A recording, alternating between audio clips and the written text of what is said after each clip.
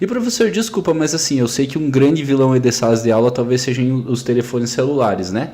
Cara, existe, assim, alguma parte no ensino que tá olhando para isso e falando, cara, a gente tem que dar um jeito de otimizar o aprendizado da galera utilizando isso, já que isso daí é um vilão. Tem alguma forma, sei lá, startups tentando trazer talvez uma forma de absorver esse conhecimento melhor através da utilização do celular? Dentro dessa pergunta aqui, eu já ia até falar, combina com a pergunta.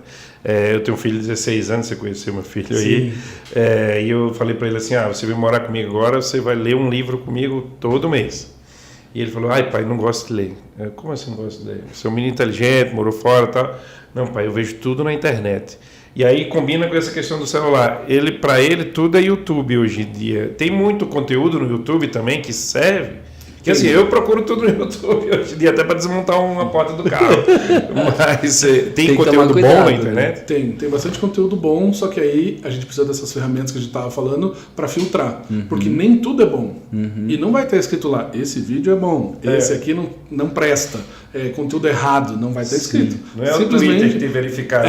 Exatamente. No Instagram tem muito conteúdo bom, de nutricionistas e de pessoas, eu estou dando aquele exemplo do emagrecimento, que eu fiz a brincadeira, mas e de pessoas que não são nutricionistas, que até podem transmitir um conhecimento certo. E as pessoas que não são nutricionistas e transmitem o conhecimento errado. Você sabe que está errado, você sabe desconfiar. As ferramentas que eu ensino na biologia, por exemplo, devem, ou pelo menos deveriam servir para isso, para você desconfiar se aquilo pode ter algum sentido na tua vida ou não. Então vamos atrás, sabe? E nesse sentido da tecnologia, eu acho que a gente tem que passar por algumas mudanças, porque a aula disruptiva e aquela história o protagonista, o aluno, ter uma educação ativa, um ensino ativo, não é falar para você, pega o celular aí, pesquisa em tal coisa. Isso não é mais algo ativo. Sim. Antes a pesquisa exigia muito, entra num site, entra no outro, vai para lá. Você, de certa forma, conseguia fazer o aluno passar por muitos ambientes virtuais até chegar onde ele queria. Hoje, com tudo que existe de tecnologia, ele vai quase que direto ao ponto. Pergunta no chat GPT lá. Também. Então, a gente tem que ter uma maneira de fazer ele criar mais coisas, ter que buscar mais. Sim. O YouTube pode ser visto como um desafio, sabe? Então, só que os nossos materiais, por exemplo, né, didáticos, hoje, continuam algumas partes muito parecidas com de 20, 30 anos atrás, quando não tinha o celular na sala. Cara, o nosso... Desculpa até interromper, professor, mas o nosso formato de dar aula é o mesmo da época de Sócrates. Tipo, cara, a gente não evoluiu nada. Em 500 anos aí fazendo as coisas, talvez nem sei a data de Sócrates certo, mas esse formato, né, de o palestrante, a gente escutando, os alunos escutando, é o mesmo formato faz muito tempo. E tal. E eu acho que, cara, isso quando você fala do professor promover, para mim os melhores professores da minha vida não foram os professores que me ensinaram a matéria. Eles, por consequência, faziam assimilar muito bem a matéria, mas eu saí com aprendizados de vida da aula deles, sabe? E foi uma parada que parece que quando cai a ficha em você fala assim, cara, esse cara tá ensinando algo muito além do que eu tô pensando, tá ligado? Faz sentido pra mim. Faz sentido, porque... sei lá, ele assimila de um jeito o conhecimento, e foi isso, a experiência que ele me proporcionou em estar fazendo a dinâmica ali junto, que foi o que fez eu assimilar. Cara, se fosse de outra forma, eu não teria assimilado. Então, eu acho que assim, a gente consegue, a inteligência artificial, ela consegue te responder, né, as perguntas, Google vai conseguir te responder as paradas, mas eu acho que uma coisa que você traz que é muito importante é que não é só você ter a resposta para aquela pergunta, é você entender o porquê, né, por que é assim, qual que é o conceito.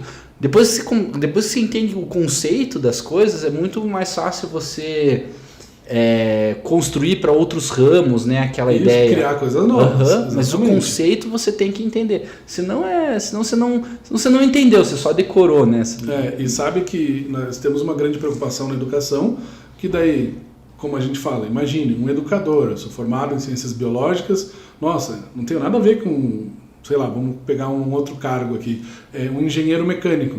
Hoje eu posso dizer para vocês, já, tem tudo a ver. Se quiser, nós podemos até pensar numa empresa futura. Sabe qual é uma grande preocupação que não é da ciência biológica como professor, não é do engenheiro mecânico para produzir um carro, para medicina. Aí você vai falar, o cara tá bem louco falando dessas três coisas sem pé nem cabeça. Não, sabe qual é o problema hoje? tanto tempo assim de uma criança, principalmente na idade de formação, vamos falar aí até os 13 anos, não é só, mas nesse momento, desde o início da vida até os 13 anos, ficar muito tempo no celular ou no tablet, eu restringo muito a movimentação dos meus dedos. Então a minha coordenação motora fina vai ser ótima ou vai ser uma porcaria? Uma porcaria. E como que esse cara vai fazer uma neurocirurgia em mim daqui 20, 30 anos, que precisa de uma assim, especificidade melhor do que milimétrica? Mas ele vai querer ser neurocirurgião. Ah, mas daí vão ter vamos falar assim, aparelhos para tudo, será? Não. A gente não pode depender disso. Então, hoje a gente tem formas diferentes, vamos dizer assim, intervenções dentro da odontologia, dentro da medicina, que permitem melhorar a nossa qualidade de vida. Eu não posso ficar falando só, não, a tecnologia resolve, a tecnologia resolve. A gente ainda precisa criar o robô, a gente ainda precisa ensinar esse robô um protocolo, vamos dizer assim, um passo a passo, para ele conseguir fazer um tipo de cirurgia dessa. E com quem tem essa coordenação motora fina completamente comprometida, ele vai conseguir mostrar quais são os movimentos necessários? Então isso é um trabalho do professor, isso é um trabalho do engenheiro mecânico comigo, dentro da sala de aula, é um trabalho do engenheiro mecânico para desenvolver esse aparelho futuramente, pode ser também, e do médico, né, para orientar o aparelho. Como que vai fazer? Então olha o tanto de coisa diferente que a gente falou, né? Cara, eu acho que tem um cara chamado Miguel Nicoleles, sabe quem é? Cara, ele inventou lá a interface cérebro-máquina, né, que fez o cara na Copa de 2020, quando que foi a Copa aqui no Brasil? 2022? 2014? 2014? É 2014? Nossa, faz tempo já, velho. 2014 ele fez o cara levantar da cadeira e chutar lá, né? E é isso que você falou, pô, ele é um médico, um neurocientista e tal, e trabalhou com uma equipe de engenheiros para montar todo o exoesqueleto do bagulho. Exatamente. Que tinha que ler lá. Foi a primeira vez que eles registraram, inclusive, os neurônios conversando simultaneamente, sem ser um por um, né? E, cara, é animal a palestra dele, ele falando assim. E eu acho que isso tem muito a ver, porque, cara, na verdade também, né, professor, se você parar pra pensar, tá tudo conectado, né? Todos os ramos, tudo que acontece, cara, a gente é um mundo, um organismo vivo que tá tudo conectado. Ah, você soltou emitiu um gás carbônico lá, porra, foi queimado de algum fóssil, de algum lugar que fazia parte e isso tá tudo conectado. E se a gente não entender, né, o big picture, não entender os contextos, é aquilo que você falou, o cara vai estar vendo um conteúdo lá na internet, só que, putz, até hoje tem muito problema, né, com deepfake, essas coisas. Exatamente. E daí o aluno enfim, não sabe filtrar. As pessoas não sabem filtrar, não sabem, será que isso aqui pode ser verdade? É só tipo uma descarga de informação, o que dentro da sala de aula também não pode acontecer, né? Desculpe o termo, assim, mas eu não posso ir lá e vomitar conteúdo em cima de vocês e falar, pessoal, 40 minutos, a aula acabou, é isso. Isso aqui cai na prova ou que nem cai no vestibular. Cara, hoje os vestibulares mais massa, assim, para os professores e para os alunos são os vestibulares criativos. Consequentemente, a gente tem uma análise muito crítica na internet, mas a gente pode dizer assim, são os mais difíceis. O que é o vestibular? Claro que são os mais difíceis. Por quê? Eles são os vestibulares que exigem raciocínio, não decoreba. O que é o vestibular criativo? Desculpa a ignorância. Assim, vestibular que eu não vou mandar você decorar um processo. Por exemplo, decore o passo a passo de tal situação. Eu vou pedir que você estude isso, óbvio, mas eu vou extrapolar isso daqui para, por exemplo, uma questão envolvendo criminologia. Daí, alguns professores que estejam assistindo podem até falar, nada a ver. Tudo a ver. Eu tenho que dar a ferramenta para o cara que está na minha sala de aula falar, cara, sabe que eu acho que eu trabalharia com isso.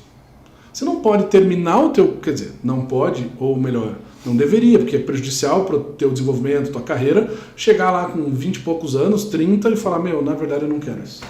Cara, eu vou fazer outro curso, porque daí eu quero trabalhar como perito, por exemplo. Cara, eu tenho que te dar várias ferramentas.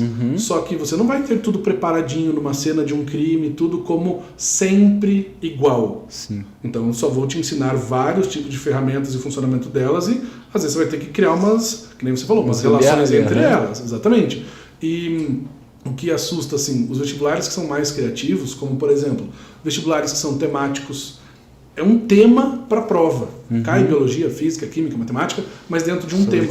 Então, por exemplo, o tema pode ser, vamos colocar assim, preconceito. Pô, mas o que vai cair de biologia disso? Pô, vamos falar de pigmentação da pele. Vamos falar de cirurgias envolvendo mudança, alteração morfológica do nosso corpo em relação à escolha do sexo que a pessoa deseja possuir, apresentar.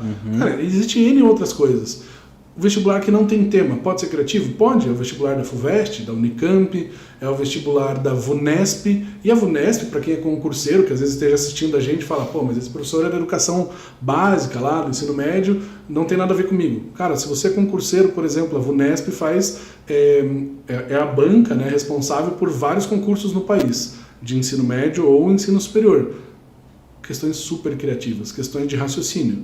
Então, essas questões o cara põe lá um problema que você não tem necessariamente aquele problema específico dentro de um material didático que você estudou.